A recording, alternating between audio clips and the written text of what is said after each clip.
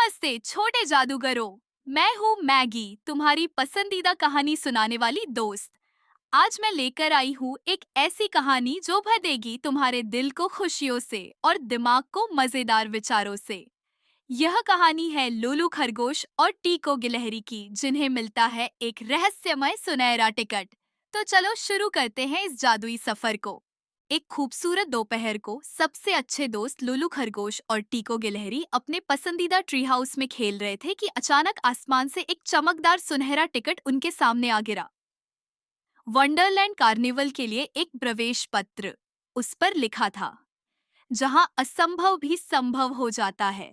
तभी अचानक एक छोटा सा बोलता हुआ गर्म हवा का गुब्बारा बजी उनके सामने प्रकट हुआ। अंदर आओ बच्चों, यह कार्निवल तो 100 साल में केवल एक बार ही दिखाई देता है। एक फुफकार के साथ वे इंद्रधनुषी बादलों और कैंडी के जंगलों के ऊपर से उड़ते हुए अचानक धम्म सबसे जादुई जगह पर जा पहुंचे। यह कार्निवल तो जीवित था। रुई जैसे मीठे भेड़े हवा में तैर रहे थे। घूमने वाला झूला केले के छिलकों पर घूम रहा था। एक हंसती हुई पॉपकॉर्न की बारिश मक्खनदार नाश्ते बरसा रही थी।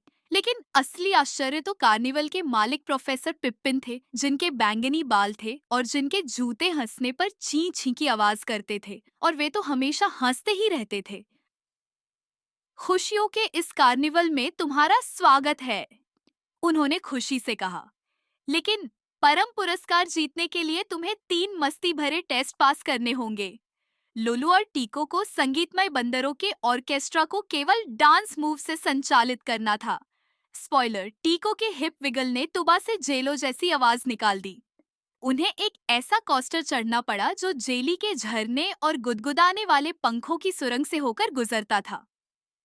अंत में लुलु, यहाँ तक कि रुई जैसे भेड़े भी दुखी पैनकेक्स की तरह ढेर हो गए। लुलु ने हाँफते हुए कहा, हमें उसे रोकना होगा, पर कैसे? टीको मुस्कुराया, आसान।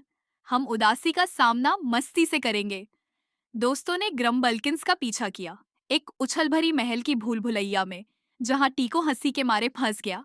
शीशों का कमरा जिसने उन्हें स्पेगेटी जैसे पैरों वाला बना दिया, फूलों की स्प्रे लड़ाई।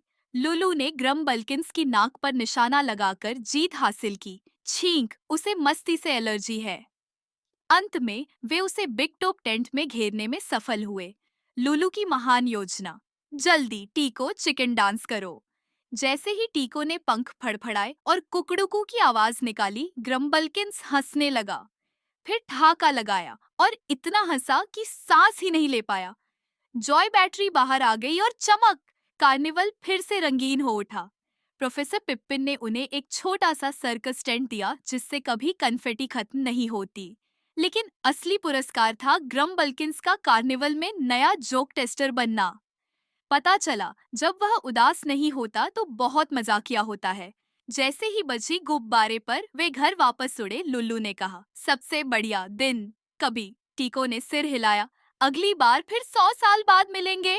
मैगी का संदेश, वाह, तुम्हें सबसे ज्यादा क्या पसंद आया? जेली वाला रोलर कोस्टर, संगीतमय बंदर? मुझे कमेंट में बताओ और अगले हफ्ते की रोमांचक कहानी द ग्रेट कुकी केपर के लिए तैयार रहो।